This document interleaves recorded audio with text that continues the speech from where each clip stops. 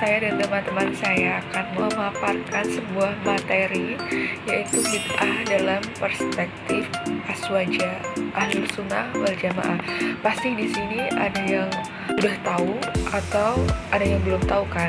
Nah, buat yang udah tahu, jadikan ini buat pengalaman kalian, buat menambah ilmu kalian. Dan yang belum tahu, saksikan terus video ini sampai selesai, karena saya dan teman-teman saya akan menjelaskan secara lebih rinci apa itu bid'ah dalam perspektif aswaja Ahlus Sunnah wal Jamaah. Nah, agar lebih afdol nih, saya akan memperkenalkan teman-teman saya. Ada Anissa Nur Saadah dan Yuli Agustina. Langsung aja kita ke materinya, gak usah lama-lama, stay tune. Jangan lupa comment, like, and subscribe. Nah, pertama-tama, kalian tahu nggak sih apa itu bid'ah? Pasti salah satu dari kalian pernah dengar kalau ada ceramah, pasti pernah ustadz-ustadz, ulama-ulama mengatakan dalam kajiannya itu sebuah bid'ah gitu ya. Jadi bid'ah itu adalah perkara baru yang belum ada sebelumnya. Adapun dalam hukum Islam, bid'ah adalah sesuatu yang diada-adakan oleh ulama yang tidak ada pada zaman Nabi SAW. Jadi dapat disimpulkan bahwa bid'ah adalah perkara baru yang belum ada sebelumnya, yang diadakan oleh ulama dan yang belum pernah ada sumbernya di dalam hadis atau dari Al-Quran. Nah, ada berapa macam sih bid'ah itu? Jadi bid'ah itu ada dua macam. Yang pertama yaitu bid'ah hasanah, dan yang kedua yaitu bid'ah dolalah. Bid'ah hasanah sendiri itu perkara baru yang termasuk baik, yang tidak bertentangan dengan Al-Quran. Contohnya seperti sholat tarawih. Sedangkan bid'ah dolalah itu berkebalikan dari bid'ah hasanah. Bid'ah dolalah itu bertentangan dengan Al-Quran, sunnah, pendapat sahabat atau ijma'. Selanjutnya yaitu kriteria dari bid'ah hasanah. Ada 3. Yang pertama yaitu termasuk dalam kategori urusan agama yang bersifat ibadah, bukan urusan-urusan adyah dan urusan kehidupan yang tidak bersifat ibadah. Yang kedua, masuk ke dalam pokok-pokok maqasid syariat atau perintah yang bersifat umum dari syariat. Misalnya seperti Maulid Nabi Muhammad SAW. Ini termasuk ke dalam pokok-pokok agama yang menganjurkan zikir kepada Allah dan memperbanyak sholawat kepada Nabi SAW. Dan yang terakhir, tidak bertentangan dengan nas-nas syariat. Oleh karena itu, bid'ah hasanah tidak dapat dituduh sebagai sesuatu yang hanya didasarkan kepada hawa nafsu manusia. Dan last but not least yaitu contoh-contoh bid'ah hasanah. Yang pertama yaitu Maulid Nabi SAW. Yang kedua yaitu membaca Shadaqallahul Azim setelah membaca Al-Quran. Yang ketiga membaca salawat dan salam atas Nabi SAW sesudah azan. Dan ada juga Utsman bin Affan, beliau menambah azan pada hari Jumat sebanyak 2 kali. Dan yang terakhir yaitu sholat tasbih berjamaah. Selanjutnya bid'ah dolalah akan dipaparkan oleh Anissa Nur Saadah. Assalamualaikum warahmatullahi wabarakatuh. Saya Anissa Nur Saadah. Bid'ah dolalah yaitu perkara baru yang bertolak belakang dengan Al-Quran, sunnah, pendapat sahabat, atau ijma', maka itu termasuk bid'ah yang sesat. Bid'ah dolalah itu menambah-nambah ajaran Islam dan hukumnya sesat. Contoh bid'ah dolalah: yang pertama, melarang apa yang tidak pernah dilarang oleh Nabi. Yang kedua, mewajibkan apa yang tidak pernah diwajibkan oleh Nabi. Kalau ada orang yang mewajibkan sholat tarawih atau sholat sunnah lainnya.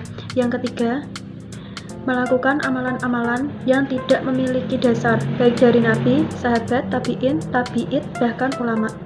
Pendapat ulama mengenai amalan yang tidak ada contoh sebelumnya dari Nabi SAW. Imam Syafi'i membagi bid'ah kepada 2 macam sebagaimana pernyataan beliau: setiap perbuatan yang diadakan kemudian dan menyalahi kitab, sunnah, ijma' dan atsar adalah bid'ah yang sesat, dan setiap perbuatan yang baik diadakan kemudian tidak menyalahi sesuatu pun dari demikian adalah bid'ah terpuji. Ibnu Malakon mengatakan bid'ah adalah mengadakan sesuatu yang tidak ada sebelumnya, maka yang menyalahi sunnah adalah bid'ah dolalah, dan yang sepakat dengan sunnah adalah bid'ah al-huda, terpetunjuk atau benar. Bid'ah hasanah dengan makna sebagaimana disebut sebelum ini tidak termasuk dalam kategori bid'ah alias termasuk sunnah. Karena bid'ah hasanah menurut ulama yang membagi bid'ah kepada hasanah dan dolalah mempunyai dalil atau qawaid agama yang bersifat umum yang menjadi pendukungnya. Meskipun amalan tersebut tidak ada contoh dari Rasulullah Shallallahu Alaihi Wasallam atau berbeda pendapat dalam penamaannya saja. Selanjutnya akan dipaparkan oleh Yuli Agustina. Kali ini saya akan menjelaskan tentang bidah dalam kaidah hukum atau syariat Islam. Bidah sendiri dibagi menjadi 5 bagian. Pertama ada bidah wajib, yang kedua bidah haram, ketiga bidah sunnah, yang keempat bidah makruh, dan yang kelima bidah mubah. Saya akan menjelaskan satu persatu. Untuk bidah wajib seperti mempelajari ilmu nafsu dan syaraf, yang dengannya dapat memahami kalam ilahi dan sabda Rasulullah. Untuk bidah haram seperti pemikiran sekte Al-Qadariyah, sekte Al-Jabariyah, sekte Al-Mujriyah, dan sekte Al-Khawarij. Paham bahwa Al-Quran adalah produk budaya dan paham bahwa zaman ini masih di jahiliyah sehingga hukum-hukum Islam belum bisa diterapkan. Yang ketiga ada bidah sunnah seperti merenovasi sekolah, membangun jembatan, sholat tarawih secara berjamaah dengan satu imam dan azan 2 kali pada salat Jumat. Yang keempat bidah makruh seperti menghiasi atau memperindah masjid dan kitab Al-Quran. Yang terakhir adalah bidah mubah seperti bersalaman usai sholat jamaah, tahlil, memperingati maulid Nabi SAW, berdoa dan membaca Al-Quran di kuburan, zikir secara berjamaah dengan pimpinan imam seusai sholat, zikir dengan suara keras secara berjamaah, dan keanekaragaman bentuk pakaian dan makanan. Pandangan bid'ah dari kelompok atau aliran lain, doktrin tasyrik atau menilai sebuah amalia tertentu sebagai bagian dari syirik atau menyekutukan Allah, memuat larangan agar umat manusia tidak boleh mengangkat manusia baik yang masih hidup maupun yang sudah meninggal.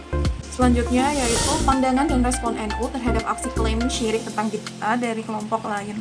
Ada 2 jenis, yaitu respon dari kalangan NU struktural dan NU non-struktural, yaitu upaya transformasi pengetahuan tentang peta gerakan keagamaan yang berkembang di Indonesia, termasuk di dalam tentang Wahhabisme. Upaya penyegaran terhadap gerak langkah organisasi dalam upaya pembentengan warga atau anggota NU dari infiltrasi kelompok-kelompok yang berusaha mengancam akidah Nahdlatul Ulama. Selanjutnya adalah respon dari kalangan NU non-struktural, yaitu menggelar sebuah kajian dan ritus-ritus yang bercorak ke-NU-an seperti tahlilan dan sholawatan. Sejumlah gerakannya adalah menyelenggarakan daur KMNU, kajian rutin yang diberi nama Kiswah, kajian Islam Ahli Sunnah wal Jamaah, menggelar sejumlah acara amaliyah NU, dan melakukan infiltrasi sejumlah masjid atau musola. Sekian penjelasan dari kami. Saya Yuli Agustina. Saya Arisa Nursaadah. Saya Fitri Bustarningsih. Jika ada pertanyaan, saran, dan kritikan, silahkan tulis di kolom komentar. Terima kasih sudah menonton video ini sampai selesai. Tetap jaga protokol kesehatan, Stay at home dan jangan lupa terapkan 3M. menggunakan masker, Menjaga jarak, mencuci tangan. Sampai jumpa di video-video selanjutnya. Wassalamualaikum warahmatullahi wabarakatuh. Ya.